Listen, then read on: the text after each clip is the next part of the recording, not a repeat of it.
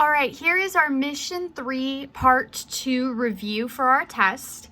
And you are going to want paper and a pencil to do this. You will be typing your answers on the Google Slides that you made a copy of and sharing that with me, but you will need paper and pencil to solve these problems. So let's go ahead and look at this first one. What is the greatest multiple of 6 that is less than 50? Go ahead and try that one on your own. All right, so with this one, I'm looking for multiples of 6 and I'm wanting the greatest one that's less than 50. So we're looking for a specific multiple. So I'm just going to start listing the multiples of 6. I can do this by listing 6 times 1, 6 times 2, 6 times 3, 6 times 4, 6 times 5, 6 times 6 is 36. 6 times 7 is 42. Okay, we're getting closer. 6 times 8 is 48. 6 times 9 is 54. Okay, so you can list them all out like that, or you could say to yourself, okay, what are the big ones times 6 that I know? So like I know 6 times 10 is 60. Well, clearly that's too big. And just keep going down and down until you get 6 times 8 is 48. So you could do that, or if you're not sure, you can just list all the groups of 6, just adding one group each time. So we do have 48 as the greatest multiple of 6 that is less than 50. All right, on this one, we're going to take this one at a time. So yours has a chart that showed up. So you're going to figure out whether or not 7 is prime or composite and list its factors. Go ahead and solve that one on your own. All right, for this one, I am going to use a separate piece of paper when I'm doing these just because they can get a little big. So I have 7, and I want to list all of the factors of 7. Well, I know that I can do 1 times 7 equals 7. Okay, there's nothing times 2, nothing times 3, or 4, or 5, or 6, and then I'm back at 7 again. So because 1 and 7 are the only factors, and I know 1 and 7 are the only factors because I got to 7 again without any other factors coming up back up. I'm repeating.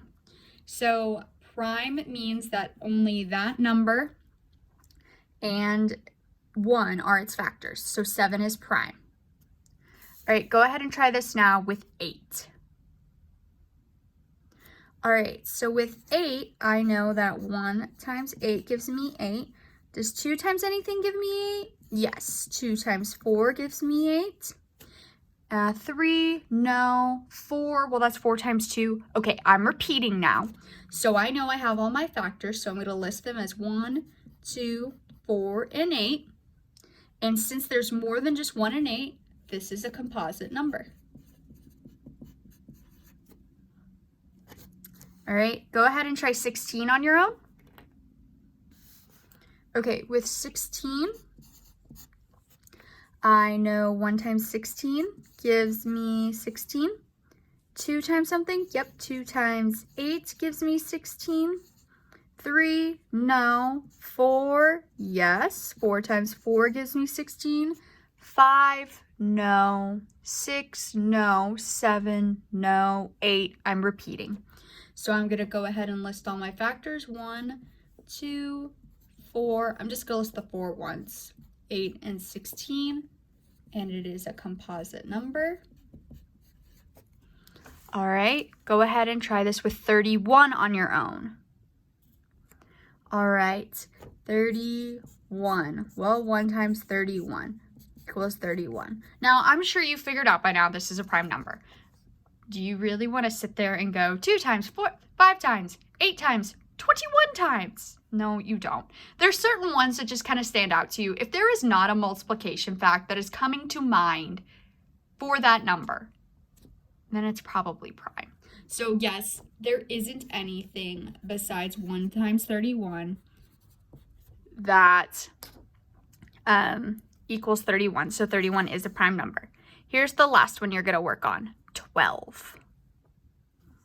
All right, so with 12, we have 1 times 12 equals 12. 2 times 3, I'm sorry, not 2 times 3. 2 times 6 gives us 12. 3 times 4 gives us 12. 4 times 3, okay, we're repeating. 5, no, 6, okay, we're definitely repeating now. So I've got 1, 2, 3, 4, 6, and 12. So that gives us a answer that this is a composite number. All right, that's it for that. So prime and composite. Next, we are going to look at this problem. So you were going to solve 532 divided by 5. You may use whichever method you're most comfortable with, which, well, should be the traditional algorithm, since that's what we focused on most. But if you are drawing discs to help you with this, you can go ahead and do that. Go ahead and try this one on your own now. All right, so I have 532 divided by 5. All right, I am going to use the traditional algorithm to solve this. So I'm asking myself, 5 times what gives me 5? Well, 5 times 1. I'm going to put my 1 there and put my 5 underneath.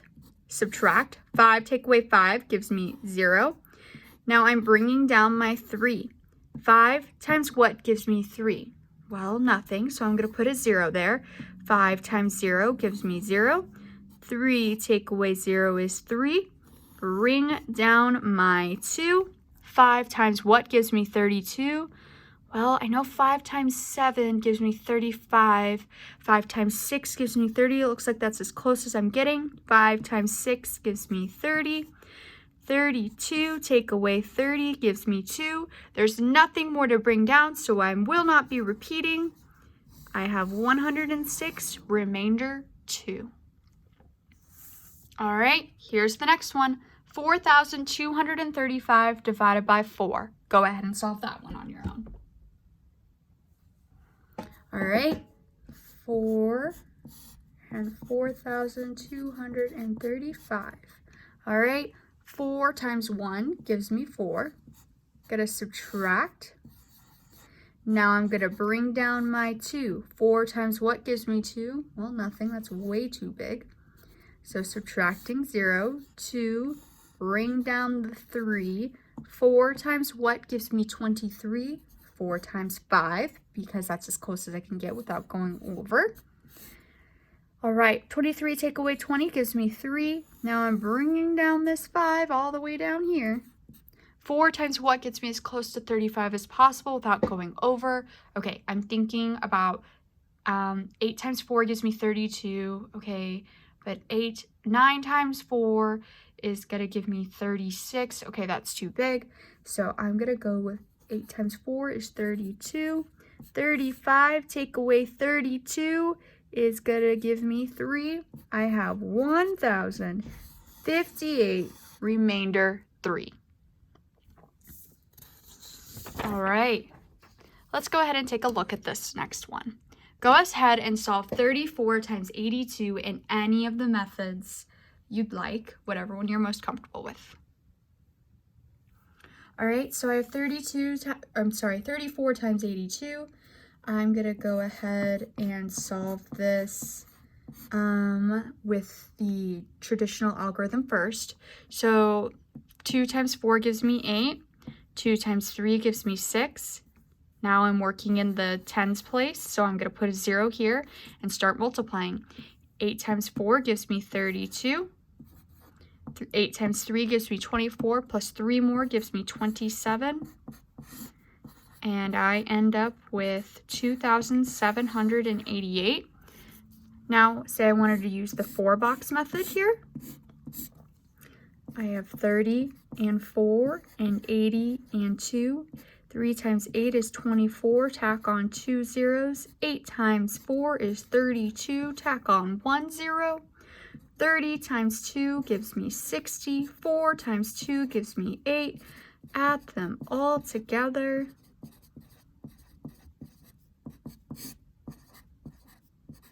And I get 2,788, just like what I got with the traditional algorithm. Now the last method that we learned this mission was dividing it in, just dividing one of the numbers. So a 2-box method, 34 times 80. going to solve that by doing 34 times 8.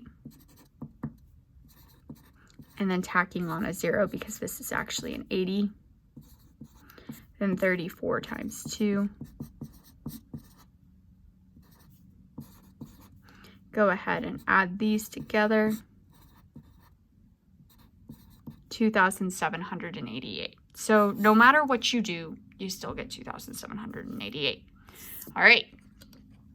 So let's take a look at this word problem. A new indoor mini golf center is opening soon. The center's rectangular floor measures 53 meters long and 49 meters wide. How many square meters of flooring do they need? Go ahead and try that on your own. All right, so I'm going to start off by drawing a quick picture. And clearly this is not to scale. So I have 53 meters by 49 meters.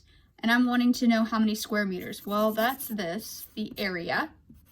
And we learned in part 1 of mission 3 that we solve for area by multiplying length times width.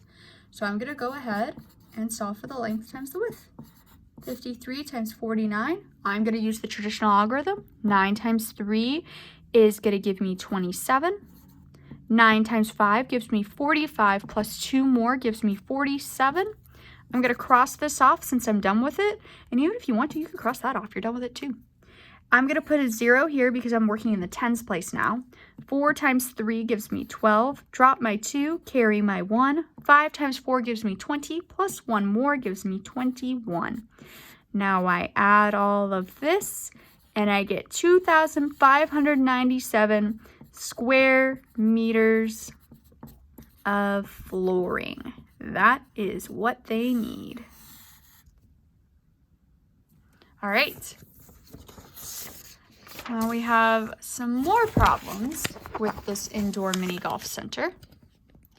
All right, the center ordered small posters and large posters to promote their opening. 15 times as many small posters were ordered as large posters. If there were 57 large posters, how many more small posters were ordered than large posters? Okay, read through that carefully and take it one step at a time and try it on your own.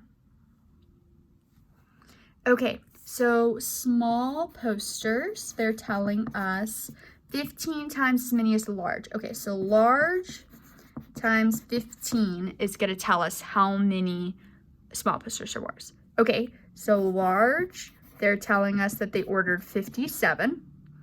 Okay, and we want to know how many more small posters were ordered than large posters. So it's not enough to just know how many small posters were ordered. We need to know how many more small posters there were than large. So let's go ahead and figure out first how many small posters were ordered to begin with. I'm going to make a 4 box here because I'm going to multiply 57 times 15. So 50 times 10 gives me 500, 70, 250, 35, all right, 500, 250, 70, 35. Okay, 855 small posters were ordered. Now, I need to know how many more small posters were ordered than large posters. So I'm going to take 855 and I'm going to subtract 57 because that will tell me how many more posters there are that are small.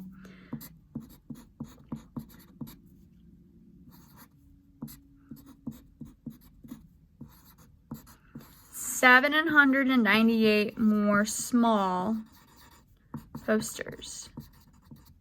That's our answer. All right, now, unfortunately, this is just a dream, but Launch has a new dress code of pajamas only.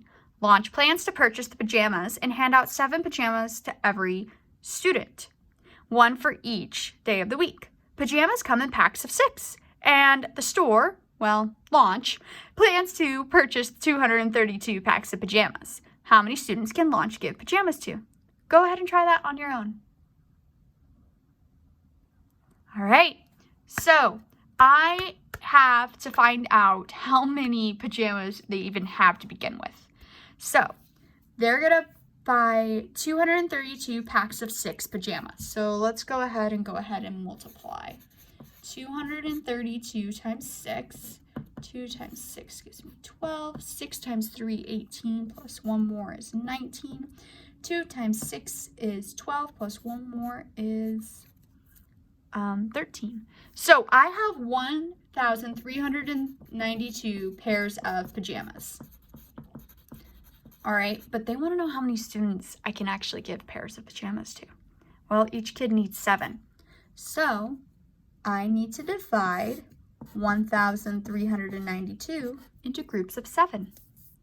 So 7 can't go into 1, so I'm going to scoot over. 7 times what gives me 13? Well, that's just going to be 1.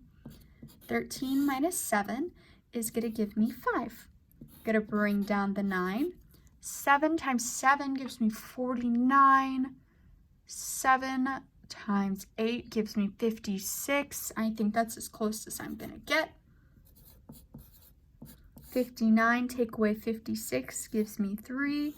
Bring down the bring down the 2.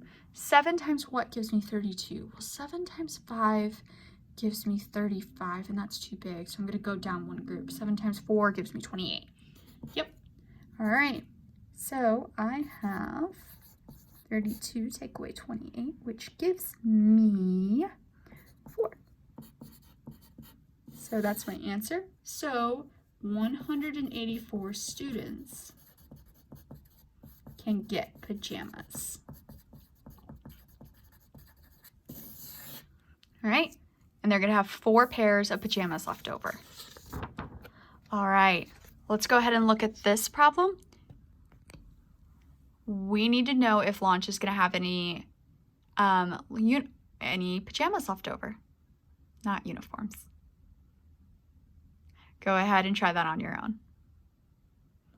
Well, if you look at your work on your previous problem, you'll see the answer is yes. They are going to have 4 left over, actually. All right, let's look at this last one. Launch has a new dress code of pajamas only. If there are 2,093 Launch students, how many students will not receive pajamas? Go ahead and try that on your own. All right. So we figured out in the last problem that 184 students were going to be able to get pajamas. However, there's 2,093 students. Well, it looks like I'm going to do some subtraction here to figure out how many kids aren't going to get pajamas. 1,909 students will not be getting pajamas. If after doing this review, you are still having questions about how to solve some of these problems, please let me know.